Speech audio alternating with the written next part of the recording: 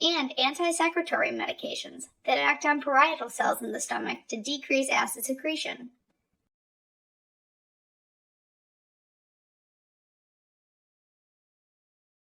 They are used to treat conditions like gastroesophageal reflux disorder and peptic ulcer disease by decreasing the acidity of the stomach and allowing the epithelial linings to heal.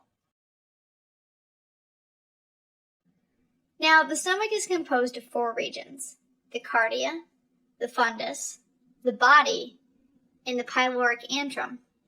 There's also a pyloric sphincter, or valve, at the end of the stomach, which closes while eating, keeping food inside for the stomach to digest.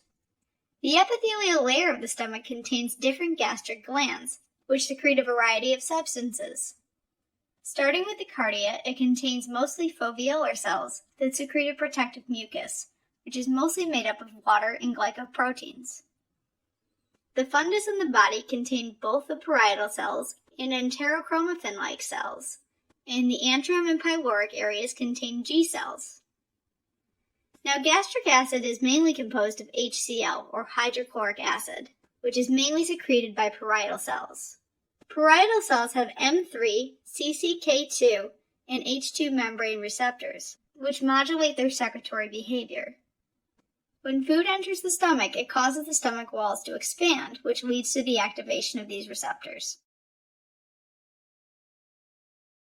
First, stomach expansion causes the branches of the vagus nerve that innervate the stomach to release acetylcholine, which activates M3 receptors. Next, the G cell in the antrum of the stomach release gastrin, which activates the CCK2 receptors. Gastrin and acetylcholine activate the enterochromaffin-like cells, which release histamine and then activates H2 receptors. Activation of M3, CCK2, and H2 receptors increase the conversion of H2O and CO2 to hydrogen ions and bicarbonate by carbonic anhydrase. The hydrogen ion is then pumped out of the cell and into the stomach via the hydrogen-potassium ATPase pump. These hydrogen ions combine with chlorine ions to form hydrochloric acid and decrease the pH of the stomach. Normally, the stomach is protected from the acidic environment by the mucus secreted by the foveolar cells. However, if there's an imbalance between mucus and acid secretion, like in Zolling or Ellison syndrome, which is caused by a gastrin-secreting tumor, it could lead to damage of the stomach. This could manifest as chronic gastritis and gastric or peptic ulcers. Now, in the esophagus, the lower esophageal sphincter prevents most of the gastric acid from coming back up when the stomach is full or when you're laying down. If this sphincter is loose, the acid could reflux into the lower esophagus and erode the esophageal lining. This is called GERD, or gastroesophageal reflux disease, most commonly known as heartburn. One way to mitigate the harmful effects of gastrin in these disorders is to decrease the acidity through medications. Let's start with the H2 receptor antagonists like cimetidine, ranitidine, and famotidine. These medications competitively inhibit H2 receptors, meaning that they bind to these receptors so histamine can't. These drugs are able to decrease nighttime and food-stimulated acid secretion by over 90%. They generally take effect within an hour of ingestion and last for around 12 hours, so they're perfect for taking before bedtime. These medications are generally given orally, but intramuscular and IV formulations are available. Now, cimetidine is a strong inhibitor of cytochrome P450 enzymes in the liver. These enzymes are responsible for the metabolism of a variety of drugs and toxins in our body. So if taken with other medications, like benzodiazepines or warfarin, cimetidine could reduce the rate of elimination of these other drugs and cause them to build up in the body. Cimetidine also has anti-androgenic effects and could cause gynecomastia, sexual dysfunctions like decreased libido, and loss of hair, or alopecia. Since it crosses the blood-brain barrier, it could also cause confusion and dizziness. Next, we have proton pump inhibitors, or PPIs, which include oral medications like omeprazole, lansoprazole, dexlansoprazole, and medications available in IV, like pantoprazole and esomeprazole. The oral forms of these medications are absorbed in the small intestine in their active form and get metabolized in the liver. Next, they travel through the blood to the parietal cells, where the acidic environment helps protonate them so they become fully active. These activated PPIs irreversibly bind and inhibit the hydrogen-potassium ATPase, or proton pumps, found within the parietal cells. Since the proton pump is the terminal step in acid secretion, proton pump inhibitors are better at inhibiting acid secretion than H2 histamine receptor antagonists, with a decrease of up to 99% of gastric acid secretions. Because of this, they are more useful for the treatment of Zollinger-Ellison syndrome, which is caused by excess gastrin. Furthermore, they have a weak antibacterial effect against the peptic ulcer-causing Helicobacter pylori, so they are used in combination with antibiotics like amoxicillin, clarithromycin, or metronidazole. It takes 3 to 4 days for proton pump inhibitors to decrease stomach acidity, and they remain effective for 2 to 3 days. With continual daily dosages, an increased anti-secretory effect can be achieved for up to 5 days. Side effects of proton pump inhibitors are uncommon, but can include headache, diarrhea, and rashes.